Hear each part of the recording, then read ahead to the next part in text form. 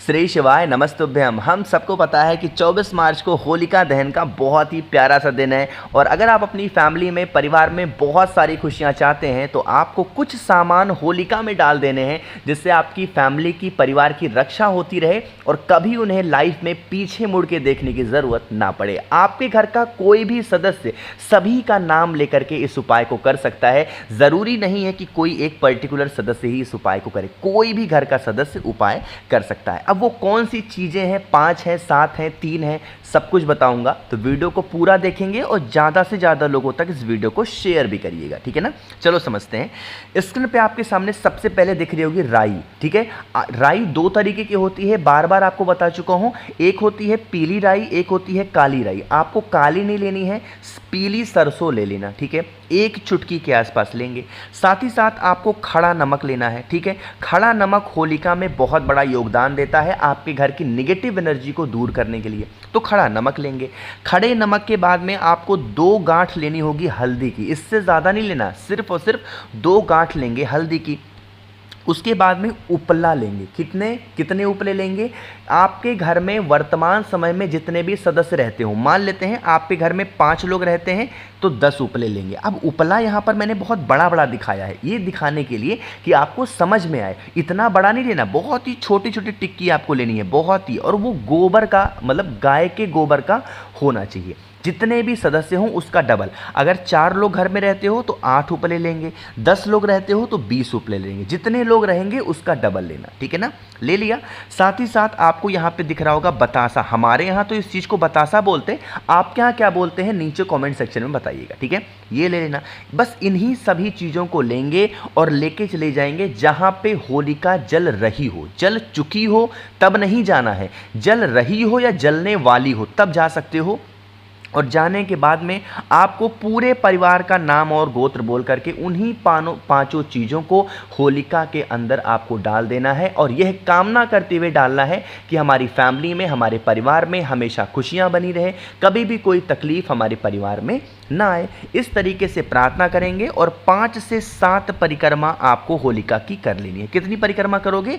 5 से 7 परिक्रमा कर लेना और चुपचाप अपने घर की तरफ चले आना। यकीन मानिए, आप जब घर पे आओगे ना, आपको एक पॉजिटिव एनर्जी खुद अपने आप नजर आएगी। और अगर मान लेते हैं होलिका जब तक जल रही है तब तक आप रुक रहे हो, तो बस 1 चुटकी होलिका की राख उठा करके सभी परिवार के सदस्यों को एक एक टीका लगा देना, तो तब तो सोने पे सुहागा हो जाएगा, ठीक है। करिएगा जरूर इस उपाय को, इससे प्यारा सुंदर उपाय आपको नहीं मिल सकता, ठीक है ना। तो यहाँ पे हम लोगों ने पहले उपाय की बात कर ली है।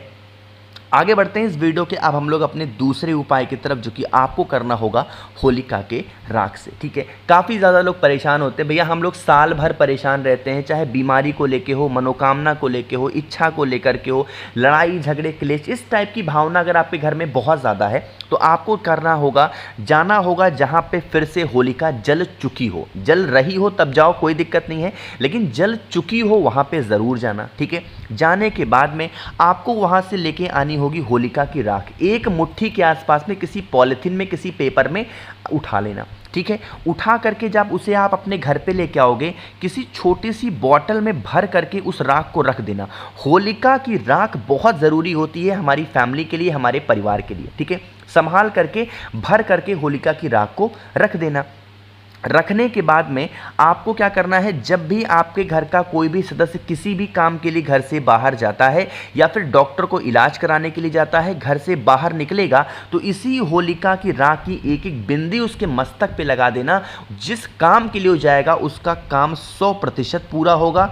बीमारी को दिखाने के लिए डॉक्टर के पास जा रहा है तो रिजल्ट भी उसको पॉजिटिव देखने को मिलेगा और सब कुछ आपके घर में, सब कुछ आपके परिवार में अच्छा होगा। होलिका की राख इतनी इंपॉर्टेंट होती है कि आपको उसके महत्व को बताऊंगा तो बहुत ज़्यादा टाइम लग जाएगा, ठीक है। सिर्फ इतना समझो कि होलिका की राख ज़रूर लेके आना है और अपने घर में रखना होगा। बात आ रही क्या समझ में? तो यहाँ पे हम लोगों ने बात कर ली है 2 उपाय की। आगे बढ़ते हैं इस वीडियो के, अब हम लोग अपने तीसरे उपाय की तरफ। और यह तीसरा उपाय तो होगा आपके घर की कितनी भी बड़ी, कितनी भी पुरानी बीमारियों को दूर करने के लिए, चाहे शुगर है, बीपी है, डायबिटीज़ है, थायराइड है, दाद है, कोई भी समस्या आपके परिवार की है, आपकी है, करिएगा। लेकिन उससे पहले एक छोटा सा काम आपको और करना है, ज़्यादा से ज़्यादा लोगों तक इस वीडियो को शेयर करिएगा। जितने भाई बहन मेरी आवाज़ पहली बार सुन रहे हैं, चैनल को सब्सक्राइब करेंगे और वीडियो को लाइक तो सभी को करना है, ठीक है ना। चलो समझते हैं। यहाँ पे देखो आपको दिख रही होगी होलिका जल रही है। आपको क्या करना है, जहाँ पे होलिका जल रही हो या फिर जहाँ पे होलिका जल चुकी हो वहाँ पे जाएंगे और फिर से वही काम करना होगा। आपको लेना होगा राख, होलिका की राख को उठा लेना, ठीक है। बहुत ज़्यादा नहीं, 1 चुटकी या फिर 1 मुट्ठी के आसपास में लेना। और लेने के बाद में आपके घर में जो इंसान बहुत दिनों से बीमार पड़ा है, उसकी बीमारी ठीक नहीं हो पा रही है, उसे नज़र टोने टोटके बहुत ज़्यादा लगते हों, उस बीमार इंसान के कमरे में एक छोटे से कलश में, मतलब एक छोटे से लोटे में सबसे पहले जल भर लेना। और जल को भरने के बाद में आपको वही 1 चुटकी के आसपास में जो आपने होलिका की राख लाई है ना, उसको डाल देना। डालने के बाद में पूरी रात इस कलश को उसी के कमरे में जो बीमार इंसान है रखा रहने दो। अगले दिन जब आप सुबह सो करके उठो, होली वाले दिन, यह काम होलिका के दिन रात में कर देना।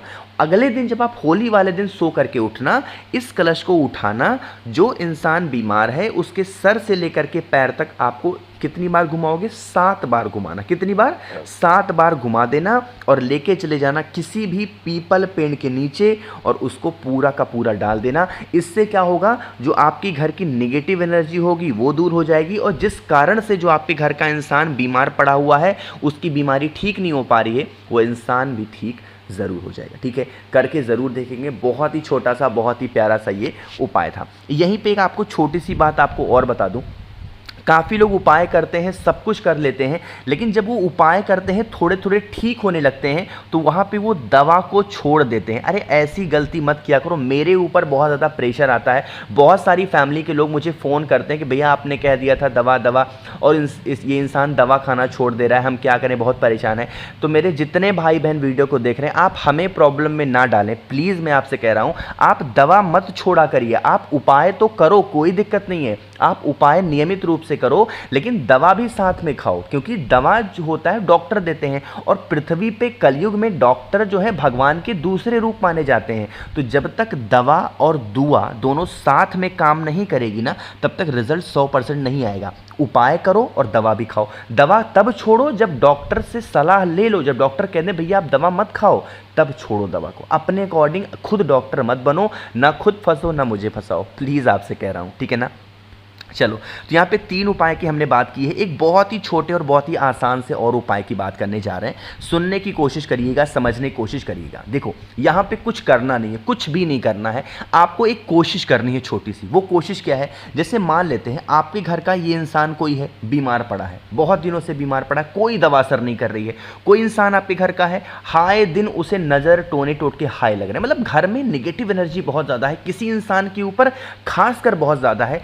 उस इंसान को किसी भी तरीके से बिस्तर से उठाओ, ठीक है, कार में बिठाओ, किसी में उठाओ, जहां पे होलिका जल रही है वहां पे ले जाकर के, जब तक होलिका जल रही हो उनके सामने ले जाकर के खड़ी कर देना। भले परिक्रमा कराओ ना कराओ, कुछ भी नहीं, लेकिन होलिका की जो अग्नि होगी, जो आग होगी ना, वो उसके शरीर में तपन के फॉर्म में लगनी चाहिए, तप होनी चाहिए उसके शरीर में। जब वो इंसान तपेगा ना, उसकी बीमारी कहाँ चली जाएगी। और होलिका की तपन तो बहुत ज़रूरी होती है। आप देखो पहले ज़माने में लोग होली की राख से होली खेलते थे, इसका कारण यही होता था कि होलिका की राख जब हमारे शरीर में तपन के फॉर्म में पड़ेगी तो हमारे शरीर से निगेटिव एनर्जी बाहर जाएगी। उस इंसान को एक बार इस मेरी बात मान लेना, उस होलिका के सामने ले जाकर खड़ा कर देना, जीवन में बीमारी प्रवेश नहीं करेगी उसके शरीर में। करके ज़रूर देखिएगा, ठीक है ना। कोशिश की मैंने आप सभी को अच्छा समझाने की। वीडियो पसंद आई हो तो लाइक ज़रूर करिएगा। अगर आप लोगों में से किसी को भी मुझसे फ़ोन पे बातें करनी हो, मैसेज बातें करनी हो, तो आप हमें इंस्टाग्राम या फेसबुक पे फॉलो कर सकते हैं, जिसके लिए आपको सर्च करना होगा the natural planet 108। Video like सभी को करना है। यहाँ पर कुछ पूछना है तो नीचे कॉमेंट सेक्शन में पूछ सकते हैं। जितने भाई बहन मेरी आवाज़ पहली बार सुन रहे हैं, चैनल को ज़रूर सब्सक्राइब करिएगा। और एक छोटी सी रिक्वेस्ट आप सभी से ज़्यादा लोगों तक इस वीडियो को शेयर करिएगा। श्री शिवाय नमस्तुभ्यम।